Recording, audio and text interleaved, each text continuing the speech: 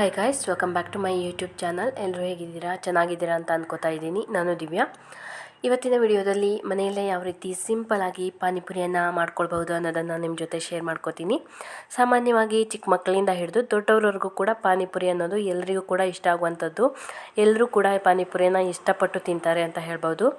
ಇದನ್ನು ನಾವು ಮನೆಯಲ್ಲೇ ಯಾವ ರೀತಿ ಸಿಂಪಲ್ಲಾಗಿ ಹಾಗೆ ತುಂಬಾ ರುಚಿಯಾಗಿ ಮಾಡ್ಕೊಳ್ಬೋದು ಅನ್ನೋದನ್ನು ನಾನು ಈ ವಿಡಿಯೋದಲ್ಲಿ ನಿಮ್ಮ ಜೊತೆ ಶೇರ್ ಮಾಡ್ಕೋತೀನಿ. ನಾವು ಹೊರಗಡೆ ಹೋದವಾಗ ಪಾನಿಪುರಿಯನ್ನು ತಿಂತಾ ಇರ್ತೀವಿ. ಅದೇ ರುಚಿಯಲ್ಲಿ ಸೇಮ್ ಅದೇ ಟೇಸ್ಟ್ ಬರೋ ಥರ ಮನೆಯಲ್ಲೇ ನಾವು ಯಾವ ರೀತಿ ಮಾಡ್ಕೊಳ್ಬೋದು ಅನ್ನೋದನ್ನು ಈ ವಿಡಿಯೋದಲ್ಲಿ ನಿಮ್ಮ ಜೊತೆ ಸಿಂಪಲ್ಲಾಗಿ ನಾನು ಶೇರ್ ಮಾಡ್ಕೋತಾ ಇದ್ದೀನಿ. ಮೊದಲನೇದಾಗಿ ನಾನಿಲ್ಲಿ ಒಂದು ಮಿಕ್ಸಿ ಜಾರನ್ನು ತೊಗೊಂಡಿದ್ದೀನಿ. ಅದಕ್ಕೆ ಒಂದು ಮುಷ್ಟಿ ಆಗುವಷ್ಟು ಕೊತ್ತಂಬರಿ ಸೊಪ್ಪನ್ನು ಕ್ಲೀನಾಗಿ ವಾಶ್ ಮಾಡಿಬಿಟ್ಟು ಹಾಕೋತಾ ಇದ್ದೀನಿ.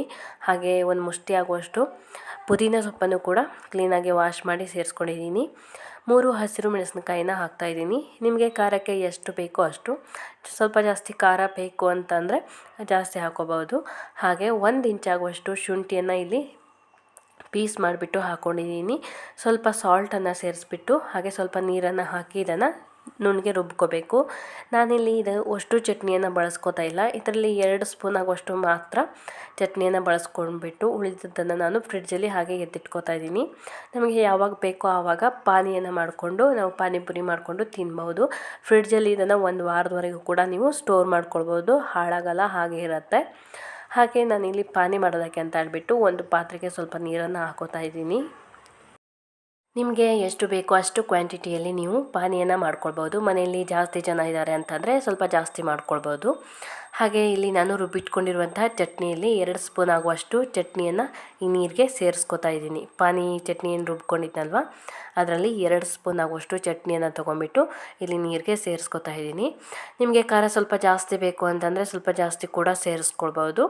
ಹಾಗೆ ಇಲ್ಲಿ ಚಿಕ್ಕದಾಗಿ ಕಟ್ ಮಾಡ್ಕೊಂಡಿರುವಂಥ ಈರುಳ್ಳಿಯನ್ನು 1 ಸ್ಪೂನ್ ಆಗುವಷ್ಟು ಸೇರಿಸ್ತಾ ಇದ್ದೀನಿ.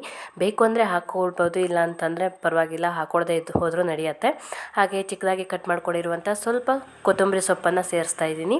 ಹಾಗೆ 1 ಸ್ಪೂನ್ ಆಗುವಷ್ಟು ಸಾಲ್ಟನ್ನು ಹಾಕ್ತಾಯಿದ್ದೀನಿ.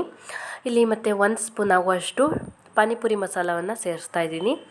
ಅರ್ಧ ಸ್ಪೂನ್ ಆಗುವಷ್ಟು ಗರಂ ಮಸಾಲವನ್ನು ಹಾಕ್ತಾಯಿದ್ದೀನಿ. ಗರಂ ಮಸಾಲ ಬೇಕು ಅಂದರೆ ಹಾಕೋಬೋದು, ಇಲ್ಲ ಸ್ಕಿಪ್ ಮಾಡ್ಬೋದು. ಗರಂ ಮಸಾಲ ಹಾಕೋದ್ರಿಂದ ಪಾನಿಗೆ ಒಂದು ಡಿಫ್ರೆಂಟ್ ಟೇಸ್ಟ್ ಬರುತ್ತೆ ಅಂತ ಹೇಳ್ಬೋದು. ಪಾನಿಪುರಿಯನ್ನು ತಿನ್ನಬೇಕಾದ್ರೆ ಒಂದು ಒಳ್ಳೆ ಕಿಕ್ ಕೊಡುತ್ತೆ ಅಂತ ಹೇಳ್ಬೋದು. ಗರಂ ಮಸಾಲ ಹಾಕೊಂಡ್ರೆ ತುಂಬಾ ಚೆನ್ನಾಗಿರುತ್ತೆ. ಗರಂ ಮಸಾಲ ಸೇರಿಸ್ಕೊಳ್ಳಿ, ಬೇಡ ಅಂತಂದರೆ ಸ್ಕಿಪ್ ಕೂಡ ಮಾಡ್ಬೋದು. ಹಾಗೆ ಇಲ್ಲಿ ಅರ್ಧ ಸ್ಪೂನ್ ಆಗುವಷ್ಟು ಚಾಟ್ ಮಸಾಲವನ್ನು ಸೇರಿಸ್ತಾ ಇದ್ದೀನಿ. ಇಷ್ಟನ್ನು ಸೇರಿಸ್ಬಿಟ್ಟು ಒಂದು ಸಲ ಇದನ್ನು ಮಿಕ್ಸ್ ಮಾಡ್ಕೋತಾ ಇದ್ದೀನಿ.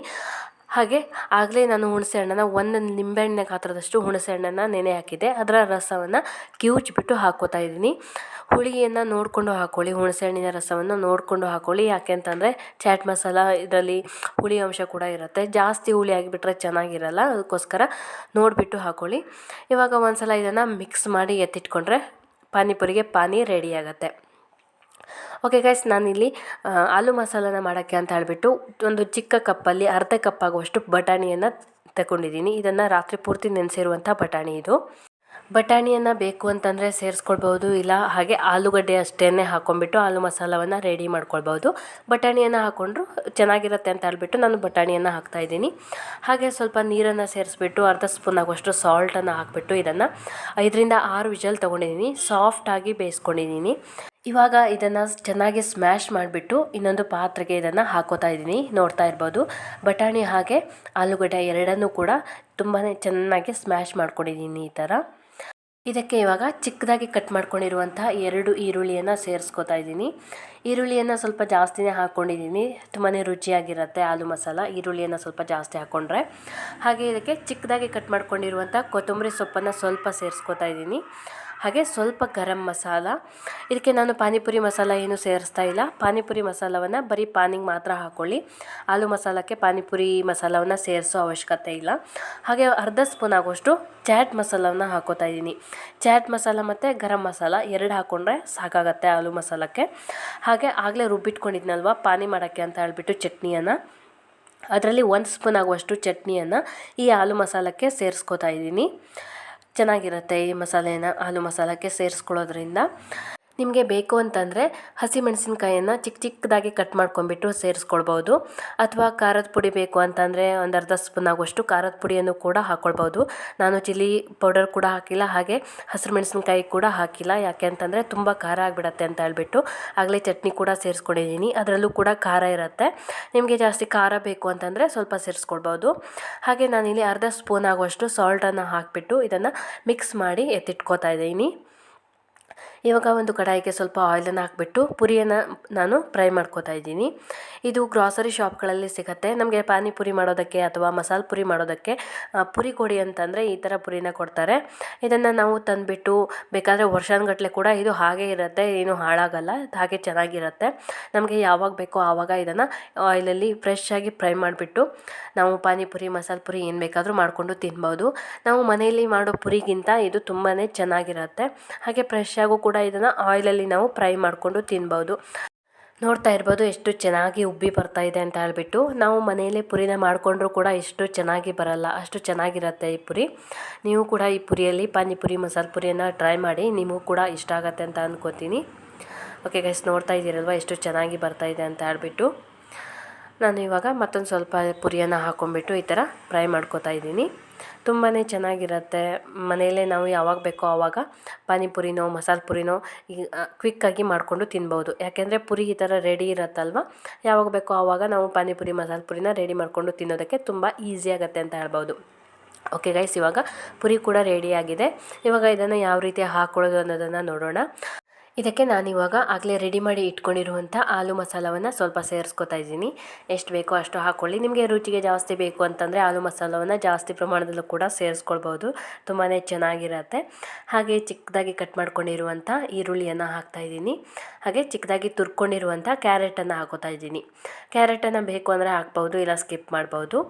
ಹಾಗೆ ಇಲ್ಲಿ ನಾನು ಮಿಕ್ಸ್ಚರನ್ನು ಹಾಕೋತಾ ಇದ್ದೀನಿ. ಸೇವ್ ಇದ್ದರೆ ಸೇವ್ ಕೂಡ ಹಾಕ್ಕೊಳ್ಬೋದು. ನಮ್ಮ ಮನೆಯಲ್ಲಿ ಸೇವ್ ಇಲ್ಲಾಗಿತ್ತು, ಮಿಕ್ಸ್ಚರ್ ತಂದಿದ್ದಿತ್ತು, ಅದನ್ನು ಸೇರಿಸ್ಕೊತಾ ಇದ್ದೀನಿ.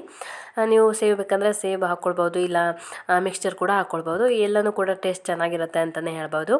ಓಕೆ ಗೈಸ್, ನೋಡ್ತಾ ಇದ್ದೀರಲ್ವ, ಇವಾಗ ನಾನು ಎಲ್ಲನೂ ಪಾನಿಪುರಿ ರೆಡಿ ಮಾಡಿ ಇಟ್ಕೊಂಡಿದ್ದೀನಿ. ನನಗಂತೂ ಬಾಯಲ್ಲಿ ನೀರು ಬರ್ತಾಯಿದೆ ಇವಾಗಲೂ ಕೂಡ. ಆಲೂ ಮಸಾಲೆ, ಸ್ವಲ್ಪ ಚಿಕ್ಕದಾಗಿ ಕಟ್ ಮಾಡ್ಕೊಂಡಿರುವಂಥ ಈರುಳ್ಳಿ, ಕ್ಯಾರೆಟ್ ಹಾಗೆ ಮಿಕ್ಸ್ಚರನ್ನು ಹಾಕಿಬಿಟ್ಟು ಪಾನಿಪುರಿ ಎಲ್ಲವನ್ನು ನಾನು ಈ ಥರ ರೆಡಿ ಮಾಡಿ ಇಟ್ಕೊಂಡಿದ್ದೀನಿ. ಓಕೆ ಗೈಸ್, ನೋಡಿದ್ರಲ್ವ ಯಾವ ರೀತಿ ಸಿಂಪಲ್ಲಾಗಿ ಮನೆಯಲ್ಲೇ ನಾವು ಪಾನಿಪುರಿಯನ್ನು ರೆಡಿ ಮಾಡ್ಕೊಳ್ಬೋದು ಅನ್ನೋದನ್ನು. ನಾವು ಹೊರಗಡೆ ಹೋಗಿ ಪಾನಿಪುರಿಯನ್ನು, ಮಸಾಲೆ ಪುರಿನೋ, ದಹಿ ಪುರಿನೋ ಅದೆಲ್ಲವನ್ನು ನಾವು ಹೊರಗಡೆ ಹೋಗಿ ತಿಂತಾ ಇರ್ತೀವಿ.